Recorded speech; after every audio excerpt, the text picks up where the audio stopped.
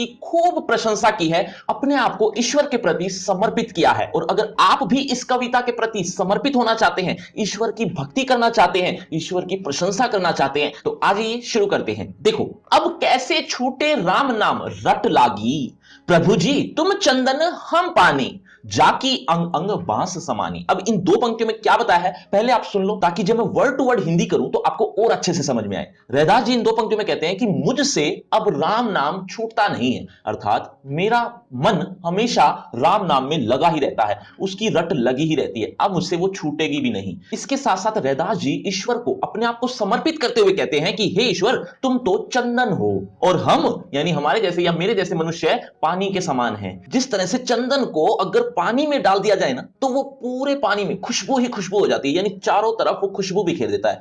ठीक ऐसे ही हे ईश्वर तुम चंदन के समान हो और हम पानी के समान हैं, कि हम तुम्हारी रट लगाएंगे तो हमारे अंदर भी खुशबू ही खुशबू आएगी, अर्थात हम भी राम नाम की खुशबू बिखेरेंगे। ऐसा ही कुछ हम यहां पर इन दो पंक्तियों में पढ़ेंगे, लेकिन उससे पहले शब्दार्थ भी देख लीजिए। वैसे तो बाकी शब्दार्थ आपको पता है, जाकी का अर्थ जिसकी होता है और बांस का मतलब होता है खुशबू। अब इसकी हिंदी क्या बनी, वर्ड टू वर्ड देखो, अब कैसे छूटे राम नाम रट लागी। इसके हिंदी तो आप समझ ही होंगे। रैदास जी कहते हैं कि अब हमसे राम नाम छूट नहीं सकता। कैसे छूटेगा, क्योंकि हमें तो रट लागी, रट लग गई है, अर्थात हमारा मन तो अब राम नाम में लग गया है, वो अब मुझसे छूटेगा नहीं। प्रभु जी तुम चंदन हम पानी, तुम तो चंदन के समान हो और हम पानी के समान हैं। जिस तरह से जिसके अंग अंग बास समानी, बास मतलब खुशबू, जिसके अंग अंग में खुशबू समा जाती है। कब, जब चंदन को पानी में डाला जाए तो अंग अंग में खुशबू समा जाती है। ठीक ऐसी स्थिति हमारे साथ हो गई है, अर्थात हमने तुम्हारे राम नाम को रटा, जिसका कारण यह हुआ कि हमारे हर अंग से राम नाम की खुशबू आ रही है। आगे देखो,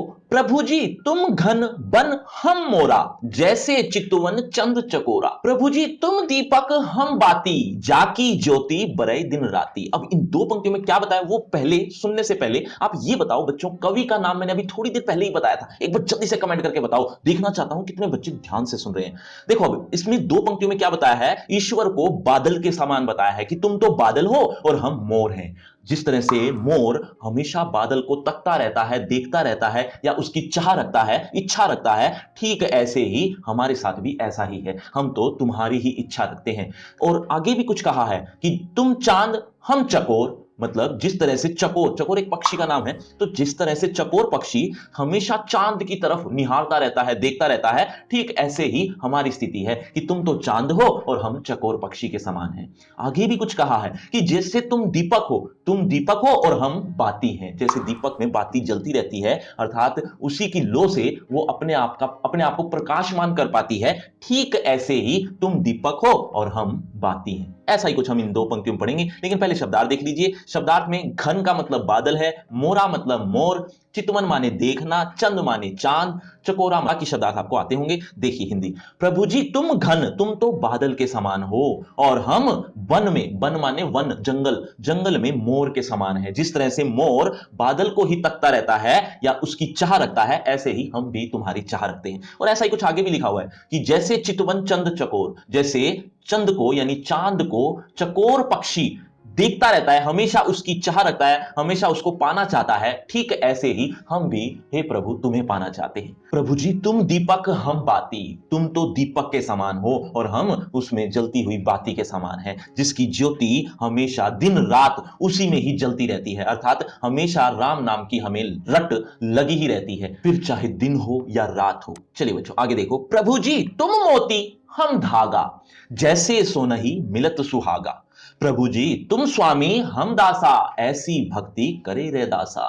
अब इन दो पंक्तियों में क्या बताया है, ईश्वर को मोती के समान बताया कि तुम तो मोती हो और हम धागा हैं। मतलब जिस तरह से उस धागे की भी बहुत कीमत बढ़ जाती है, या उस धागे की भी शोभा बढ़ जाती है, वो धागा भी बहुत अच्छा हो जाता है जिसमें मोती होते हैं। तो तुम्हारी संगत अगर हम करेंगे तो हमारी भी कीमत बढ़ जाएगी, अर्थात तुम्हारी भक्ति में हम लीन रहना चाहते हैं ताकि हमारी कीमत बढ़े। ऐसा ही आगे भी लिखा है कि तुम मालिक हो, हे ईश्वर तुम तो मालिक हो और हम नौकर के समान हैं, जो हमेशा अपने मालिक की सेवा करता है, नौकरी करता है, या यूं कह सकते हैं कि हमेशा एक तरह की भक्ति करता है। ऐसी भक्ति हम तुम्हारी करते हैं। ऐसा ही कुछ यहां लिखा हुआ है। प्रभु जी तुम मोती हम धागा, तुम मोती के समान हो हे ईश्वर, तुम मोती हो और हम धागे हैं। ऐसे धागे जिनमें अगर वो मोती आ जाएं तो हमारी भी कीमत बढ़ जाए, अर्थात तुम्हारी अगर हम भक्ति करने लग जाएं तो हमारी कीमत अपने आप ही बढ़ जाएगी। ऐसे ही आगे भी लिखा हुआ है, जैसे सोनहि मिलत सुहागा। जैसे सोने पर सुहागा होता है ना, आपको सुहागा नहीं पता हो तो सुहागा एक तरह का पदार्थ है जो सोने पर लिपटा रहता है, या यूं कह सकते हो कि सोने की चमक बढ़ाता है सुहागा ही।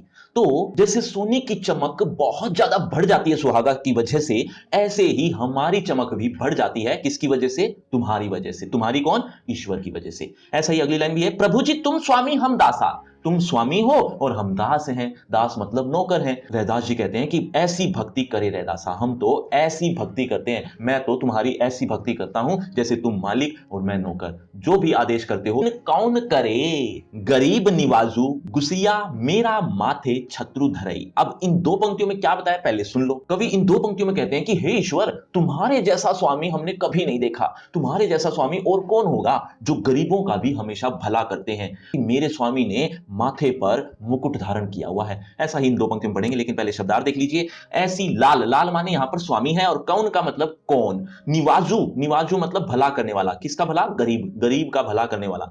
गुसिया, गुसी का मतलब स्वामी। इसके अलावा छत्रुधरई, मुकुट धारण करता है। कहां पर? माथे पर। ये माथा ही मतलब माथा। अब इसकी हिंदी देखो शब्दार्थ के साथ। देखो, ऐसी लाल तुझ बिनु कौन करे। हे स्वामी, ऐसा स्वामी तो कौन होगा, ऐसा तुझ बिन हमने कोई नहीं देखा जो गरीबों का भला करता है। मेरा स्वामी ऐसा है जो माथे पर मुकुट धारण करता है। अब इसकी हिंदी दोबारा सुन लो।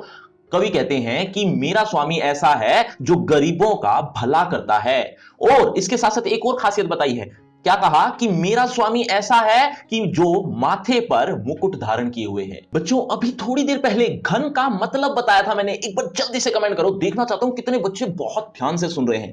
आगे देखो, गरीबों का भला करता है ना। ठीक ऐसे ही जो लोग समझते हैं कि ये छुआछूत है, इसको छूना नहीं चाहिए, ऐसे लोगों पर भी मेरा मालिक ही द्रवित होता है, अर्थात वही पिघलता है। क्योंकि बाकियों को तो दया आती नहीं, लेकिन मेरा मालिक ऐसा है, वो उन पर भी दया करता है। और इतना ही नहीं, इसके साथ साथ जो ऊंची नीची धर्म जात, इस तरह की जात पात का जो भेदभाव करते हैं, ऐसे लोगों पर भी मेरा गोविंद ही है जो उनका भला करता है। वो किसी से नहीं डरता, वो इस ऊंच नीच जाति का कोई परवाह नहीं करता, वो सबको एक समान मानता है। ऐसा ही कुछ यहां पर लिखा हुआ है। पहले शब्दार्थ देख लीजिए।